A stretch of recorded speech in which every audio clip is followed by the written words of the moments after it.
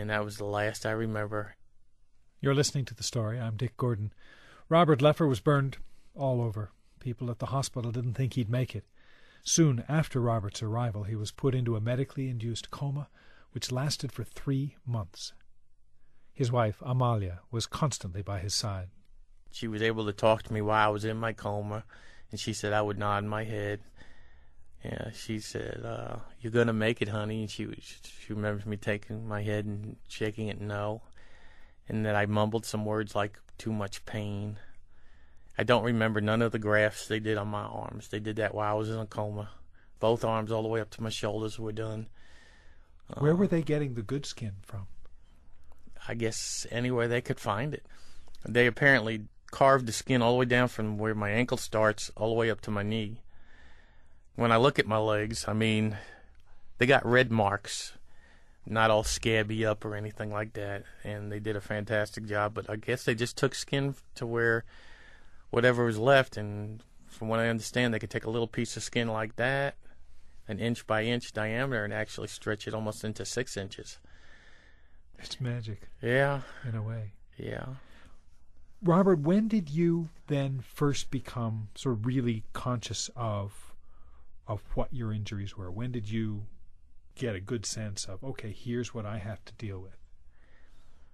It was probably when I was completely out of my coma and came to, and I was actually, well, when I was able to really look at myself, I was wrapped like a mummy all the way from head to toe, no hair on my head. And then I'd ask my wife, I said, how bad? Or I had asked somebody, and they said 75 to 80% second and third degree burn. And I was like, wow. And I just remember one day just looking to see if I had my hands and stuff, and I did. I had my fingers. My back got burned really bad, and I know that they were debating on how to let it heal or to cadaver skin or pig skin or whatever. And that was the most painful part of my burns, was my back, because, I had to still lay on it even with dressings. Could you move at that point, Robert? I mean, were you... Very little. I could not turn to my side if I needed to. I needed assistance anytime I needed to be shifted in the bed. I do remember being told that when I did come to the hospital, they sat my wife down or brought her in another room and told her to be prepared to get a phone call early in the morning that I passed away.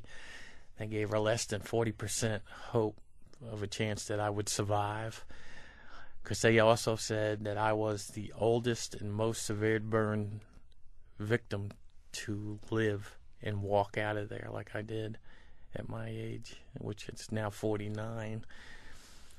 But it was very painful. They were very careful on how they took my dressings off and bathed me in bed. And they would always give me some of the best pain medicine there was that they can give me.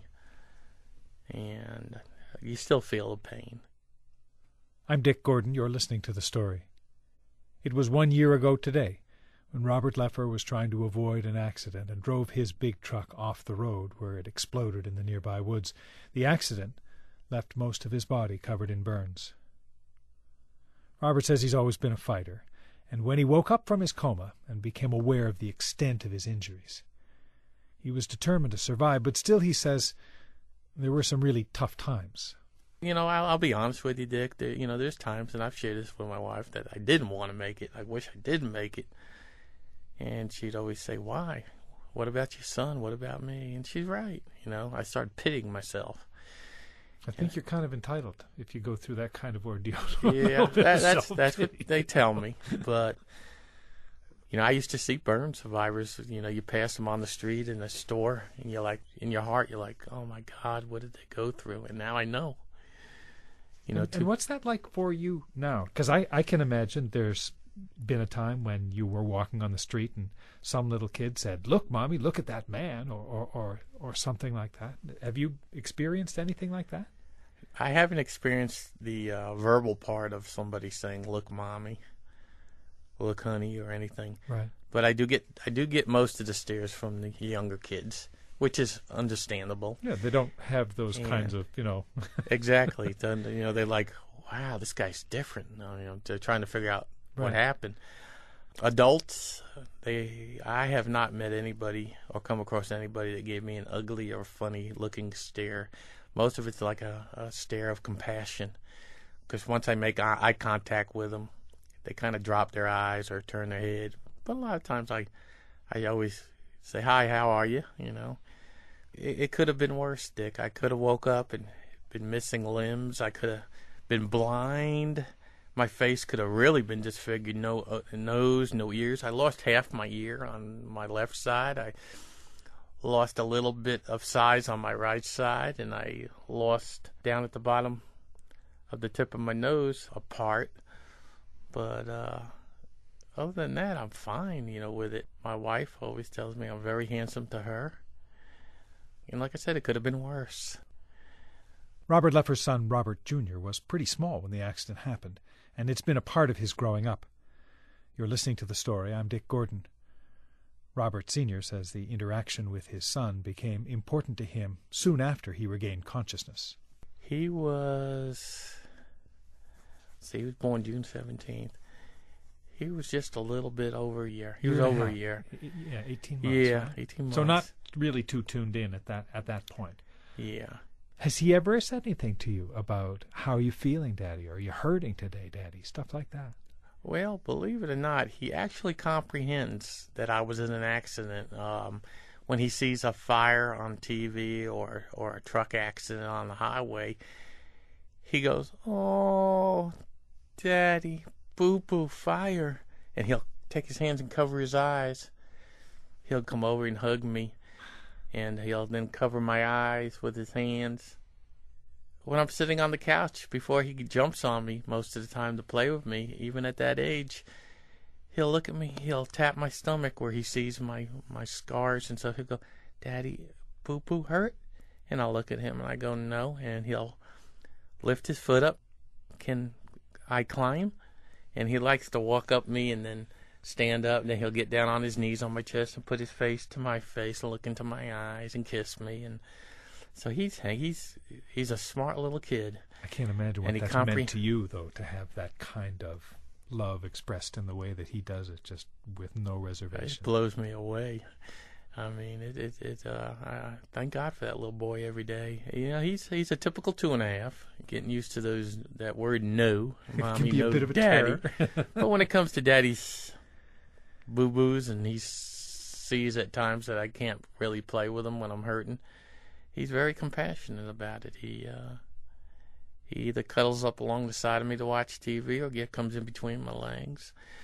When I first saw him in the hospital for the first time after they were allowed him to come visit me, I think it was 6 months later, when he pulled up in the stroller and he come to the door, he just stared at me and looked at me and looked at me and looked at me, and I said, "Hi, Robert," and he wouldn't say nothing.